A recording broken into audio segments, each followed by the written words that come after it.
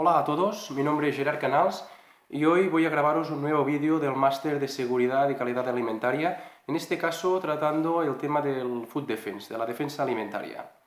Como sabréis, es un tema que a medida que van pasando los años pues se va poniendo cada vez más encima de la mesa la necesidad de disponer a las empresas alimentarias de planes de Food Defense que les permitan gestionar los distintos peligros y riesgos y también amenazas que se deriven de la contaminación intencionada de los alimentos, es decir, no simplemente de la contaminación involuntaria o no intencionada, sino prevenir acciones deliberadas para contaminar alimentos y que esta contaminación puede suponer un riesgo para la salud pública de los consumidores. Haciendo un poco de resumen histórico para ponernos en antecedentes de lo que estamos hablando, es importante señalar que la primera ley de bioterrorismo apareció en el año 2002 a raíz de los atentados de las Torres Gemelas de Nueva York. Lo desarrolló el Departamento de Alimentación y Medicación de los Estados Unidos y es la ya conocida para muchos Ley de Seguridad y Salud Pública y Preparación y Respuesta ante Ataques de Bioterrorismo. Esta ley fue pionera a raíz de estos atentados en identificar las empresas del sector alimentario como empresas estratégicas para la seguridad de los países y de las naciones en el sí de su sistema de protección interior. Es decir, lo que nos dice esta ley es que las empresas alimentarias son un sector estratégico dentro de cualquier país y que por lo tanto debe desarrollarse en las mismas algún tipo de estrategias de defensa para evitar cualquier tipo de contaminación de los alimentos que allí se preparan y que van a llegar en última instancia pues, al consumidor final. En la Unión Europea, un año más tarde, en el año 2003, se aprobó una comunicación relativa a la cooperación de la Unión Europea en materia de preparación y respuesta frente a los atentados con agentes biológicos y químicos. Esta comunicación es una previa a la futura ley de bioterrorismo de la Unión Europea que aún no ha salido, pero esta comunicación, que lo podréis encontrarla en el boletín oficial de la Unión Europea, pues marca un poco las pautas de lo que deberá ser esta futura ley de prevención ante el bioterrorismo. Toda esta necesidad de desarrollar unas estrategias o unos planes de defensa alimentaria ha hecho que en muchas empresas ya desde un punto de vista más proactivo se hayan ido desarrollando en los últimos años distintos tipos de planes y distintos tipos de medidas preventivas para poder evitar cualquier caso relacionado con la defensa alimentaria. Esto ha llegado a un punto que ya a día de hoy podemos encontrar análisis de peligros donde se incorporan riesgos de contaminación intencionada, riesgos de identificar cuáles son las zonas más sensibles, cuáles son los puestos de trabajo más sensibles desde los cuales o en los cuales se podría producir una contaminación intencionada de los alimentos o en los cuales debería centrarse la atención para evitar que dichos puestos de trabajo o dichas zonas fueran un punto débil dentro de la empresa donde pudiera contaminarse expresamente el alimento. Pero, ¿qué entendemos propiamente por bioterrorismo?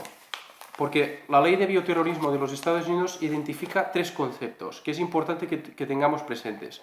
Uno es el concepto de bioterrorismo alimentario, el otro es de sabotaje alimentario y el tercero es de vandalismo alimentario. Son tres conceptos que nos vamos a ir encontrando cada vez más a menudo en las empresas y que es importante tener claros para poder también saber qué riesgo hay en los mismos o entrañan los mismos y también qué estrategias podemos desarrollar para tenerlos más o menos controlados.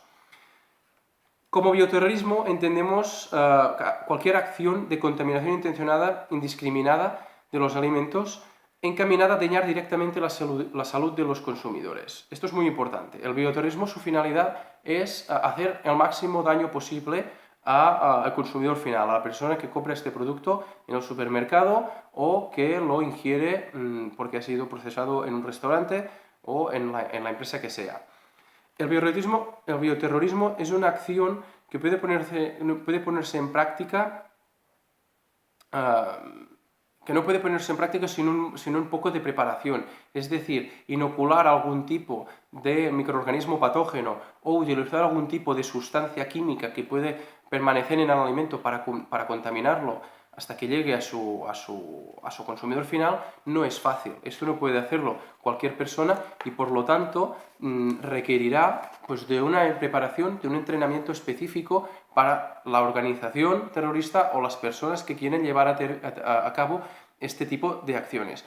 Esta preparación nos va a servir o debemos aprovecharla para poder interceptar o para poder evitar que dichas actuaciones, que dichas preparaciones pueden llegar a contaminar el alimento. Es decir, evitando que el personal entre cualquier tipo de sustancia en los obradores o en las zonas de elaboración o en las salas blancas, vamos a poder evitar pues, que se introduzca este tipo de sustancias químicas en la línea. Igualmente, teniendo un registro de las entradas del personal en las áreas de trabajo, podemos evitar que se nos cuele cualquier tipo de persona no autorizada y con ello cualquier tipo de contaminante que esta persona pueda llevar.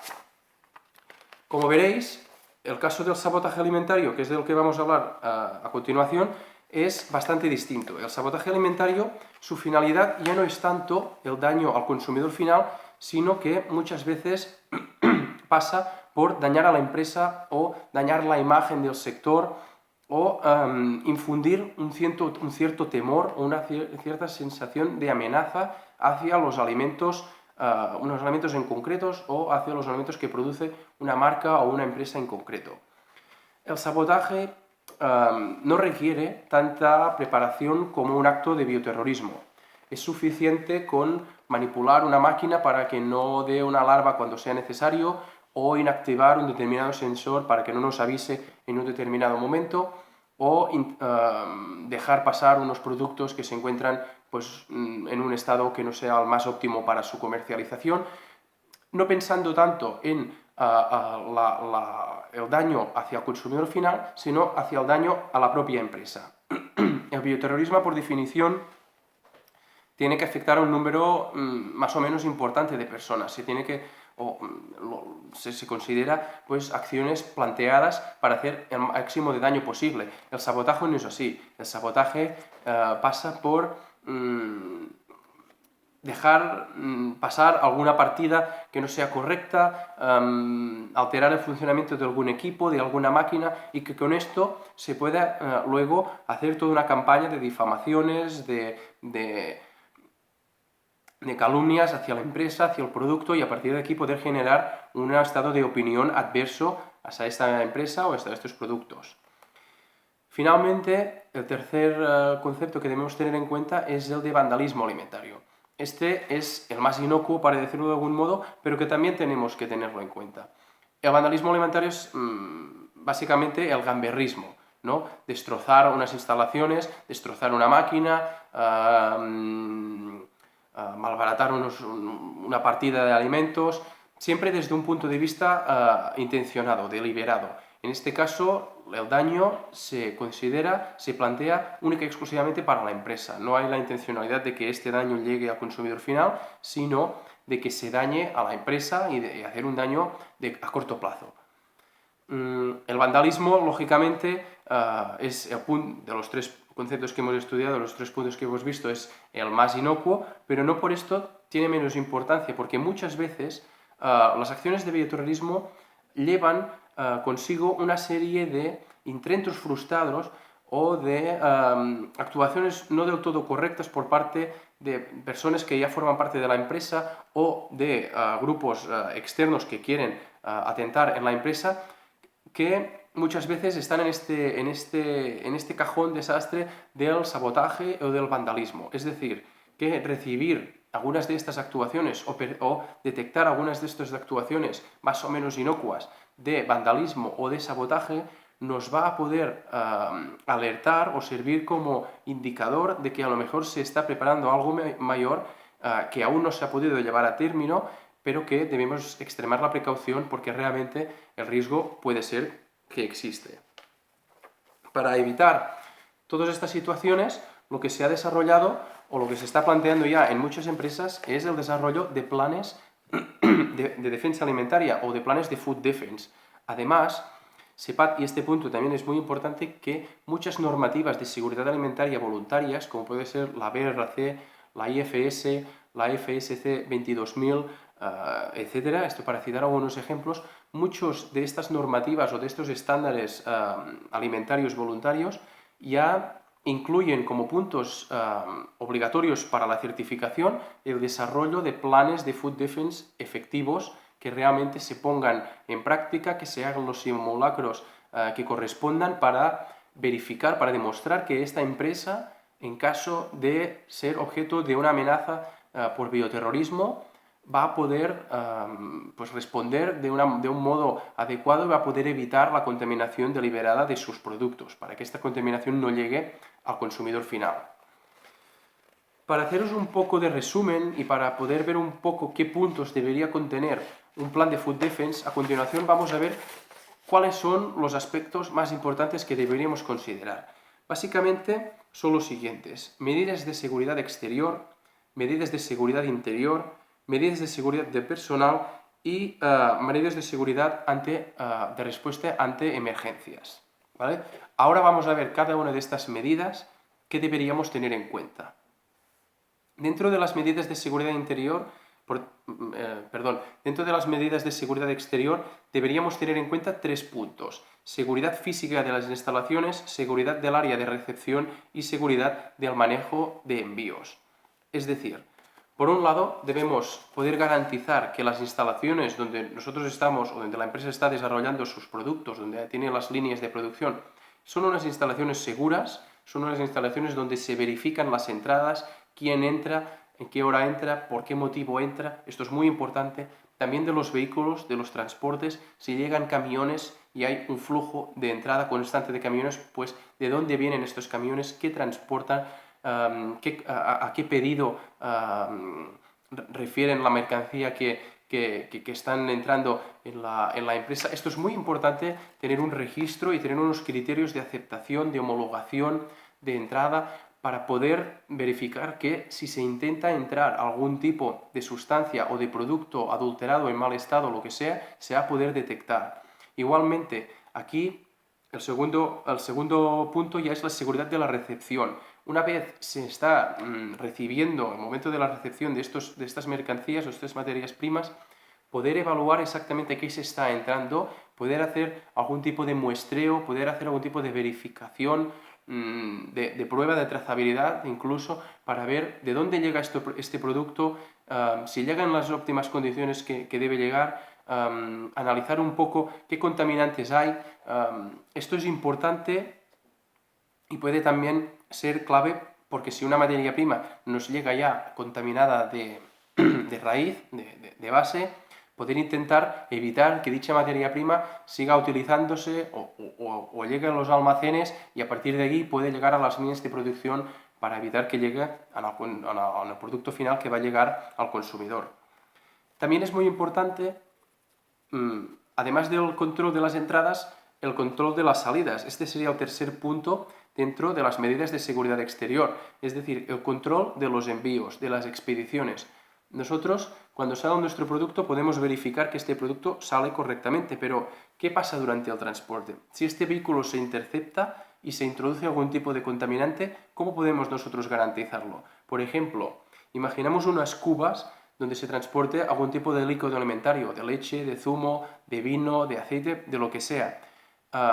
Estos vehículos, estas cisternas, llevan ahí dentro pues, una gran cantidad de litros del producto que sea, y este vehículo, si en algún lugar se interceptase, si abriese la cisterna y se introduciese algún tipo de sustancia química, como ya está fuera de la empresa, habría el riesgo de que fuera realmente difícil de localizar o de poder verificar. Deben existir medidas pues, de sellado de estas cisternas, de comprobación, de seguimiento del vehículo, hojas de seguimiento, de envío, a qué hora ha salido el vehículo, a qué hora ha llegado a su destinación.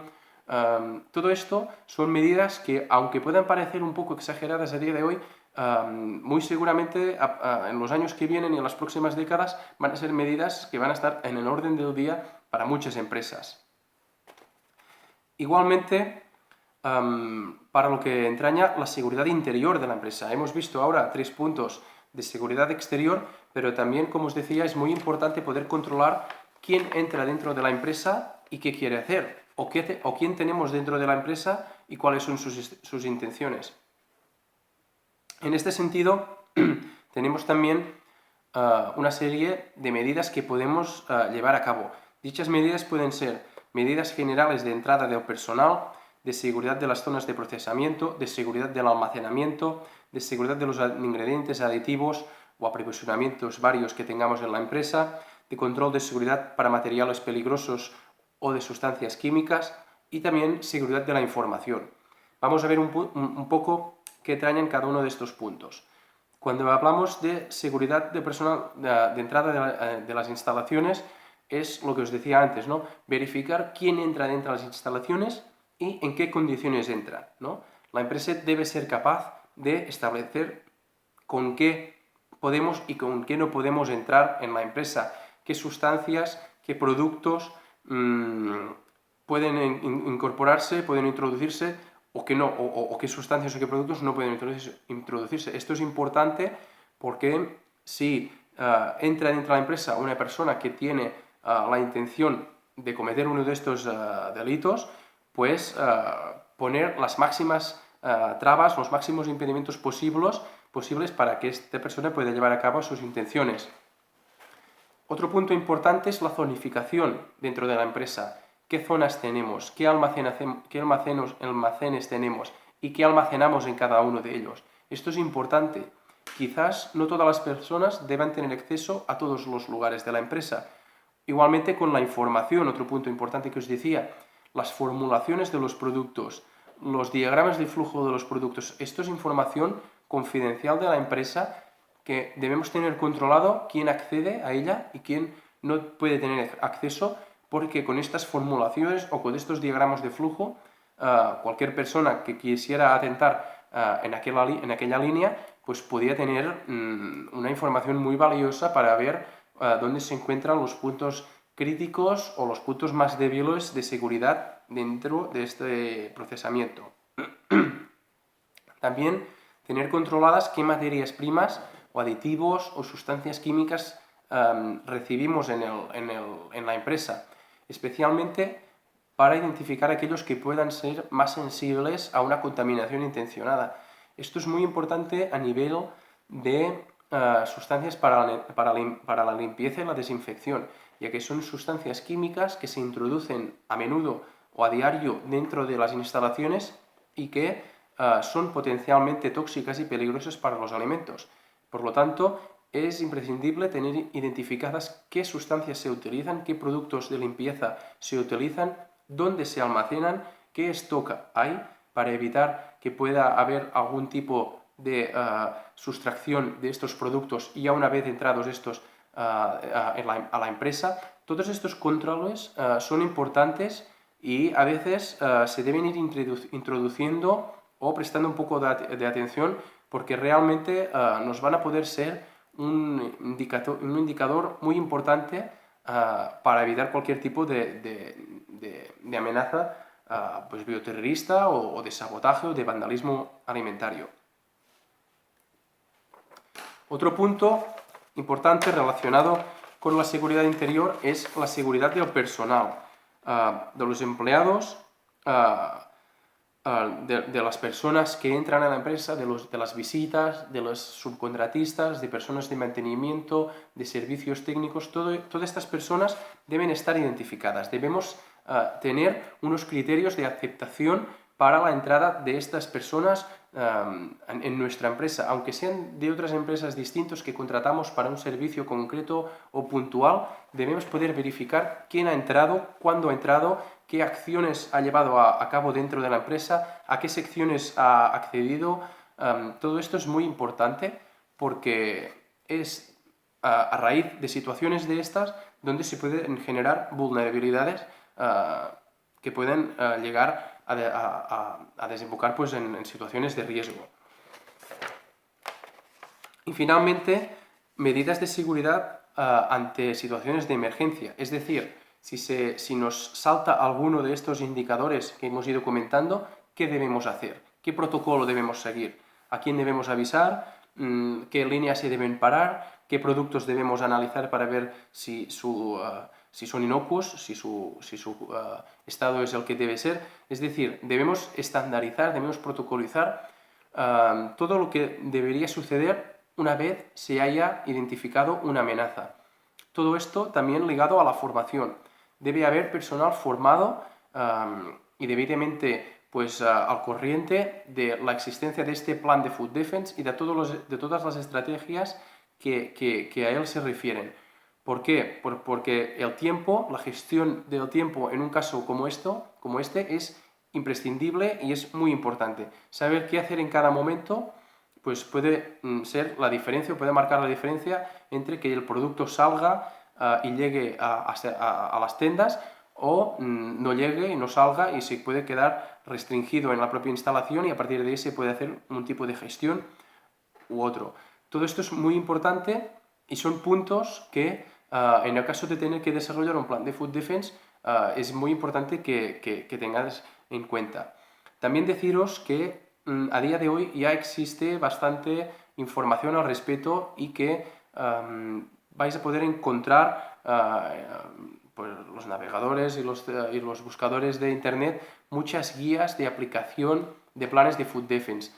Incluso la FDA de los Estados Unidos ha publicado unas cuantas guías sectoriales para la aplicación de planes de Food Defense en distintos sectores dentro de la industria alimentaria. Es decir, que va existiendo toda una bibliografía al respecto y que por lo tanto el desarrollo de estos planes va a ser cada día va a estar más a la orden del día para muchos técnicos de seguridad alimentaria como nosotros, que vamos a tener que lidiar con estas amenazas, además con las amenazas involuntarias con las que ya lidiamos día a día.